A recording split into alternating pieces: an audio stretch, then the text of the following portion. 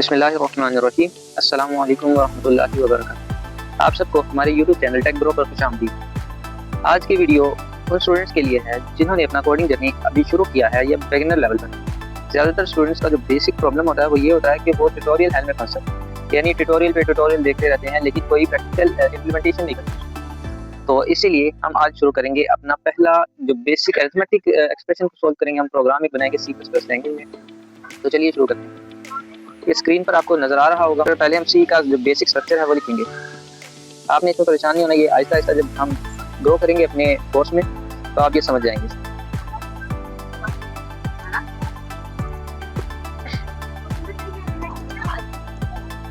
Int main से हमारा जो बेसिक प्रोग्राम है वो स्टार्ट होता है। सबसे पहले हम दो वेरिएबल डिक्लेयर करवाएंगे। इंट डाटा टाइप, ये पहला वेरिएबल और ये दूसरा वेरिएबल। अब इन वेरिएबल में हम वैल्यूज इनिशियलाइज करवाएंगे। a is equal to for example 10 कर लेते हैं और b को कर देते हैं हम 20।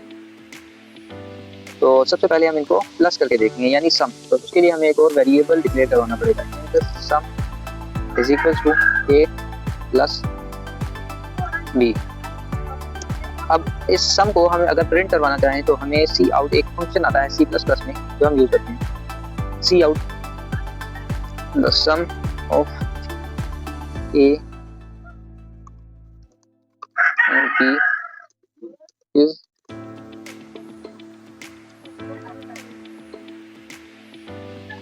अब अगर हम सब्ट्रैक्ट करवाना चाहें तो एक और वेरिएबल बनाते हैं सब्ट्रैक्ट के नाम से, जिसको हम करेंगे a माइनस b।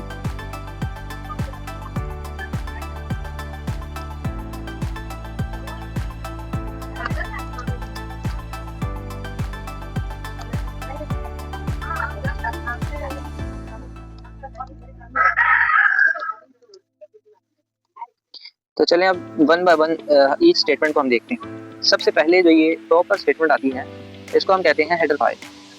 ठीक है, इंक्लूड आईओ स्ट्रीम को, इसको हम कहते हैं हेडर फाइल। और उसके बाद ये जो यूजिंग नेम स्पेस std है, अगर ये हम लगाते हैं तो हम सी आउट को डायरेक्टली इस्तेमाल कर सकते हैं। अगर हम ये नहीं लगाते, फॉर एग्जाम्पल इसको मैं अभी कमेंट कर देता हूँ, तो फिर हमें सी आउट के साथ std ऐसे लिखना पड़ेगा। सी आउट जहाँ पर भी हम यूज़ करेंगे तो उसके साथ हमें std ऐसे स्कोप रेजोल्यूशन ऑपरेटर यूज करना पड़ेगा। तो बेसिकली यहाँ से इंट मेन से हमारा मेन फंक्शन स्टार्ट होता है, जिसमें हमने सबसे पहले दो वेरिएबल डिक्लेयर करवाए। उसके बाद दोनों वेरिएबल्स में वैल्यूज इनिशियलाइज करवाई, यानी वेरिएबल के अंदर 10 वैल्यू, a के अंदर और b के अंदर 20। और सम के अंदर हमने a प्लस b किया, यानी 10 प्लस 20 किया, तो यानी 30 सम में जमा हो जाएगा और सम में स्टोर हो जाएगा। और उसको प्रिंट करवाने के लिए हमने सी आउट लिखा, यानी ये सी आउट जो है ये एक ऑब्जेक्ट है आईओ स्ट्रीम क्लास का। ये ऑब्जेक्ट क्लासेस आप बाद में समझ जाएंगे, अभी आप फोकस कीजिए हमारे सिंटैक्स पर। हमने सम a प्लस b किया, तो उसको प्रिंट करवाने के लिए हमने ये स्टेटमेंट लिखी, the sum of a and b is, आगे सम लिखा यानी जो वेरिएबल का नाम लिखा, तो ये प्रिंट हो जाएगा। उसके बाद हमने सब्ट्रैक्ट किया, यानी a से 10 में से माइनस 20 किया, तो उसके बाद जो सब्ट्रैक्शन का आंसर होगा वो सब्ट्रैक्ट में छोड़ देगा। उसके बाद हमने सब्ट्रैक्ट को जब डिस्प्ले करवाना है कंसोल पर, तो सी आउट द सब्ट्रैक्शन इज, ये स्टेटमेंट लिखी, उसके बाद सम लिख दिया, सॉरी मैंने सम लिख दिया, तो यहाँ पर हमने लिखना है सब्ट्रैक्ट। ठीक है, सब्ट्रैक्ट लिखा तो ये डिस्प्ले हो जाएगा स्क्रीन पर। चलिए मैं आपको कंसोल में ये करके दिखाता हूँ इसको। अब इसको एग्जीक्यूट करते हैं। F11 प्रेस किया, अनटाइटल्ड है तो इसका टाइटल हम लिख देते हैं sum and b subtract dot cpp।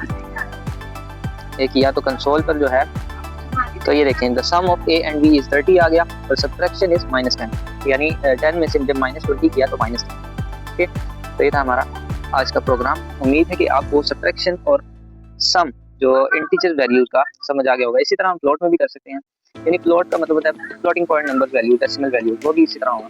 तो अगर आप आज की वीडियो आपको अच्छी लगी हो तो लाइक और शेयर और सब्सक्राइब जरूर करें और दूसरे को दोस्तों तक पहुँचाएँ जो कोडिंग सीखना चाहते हैं।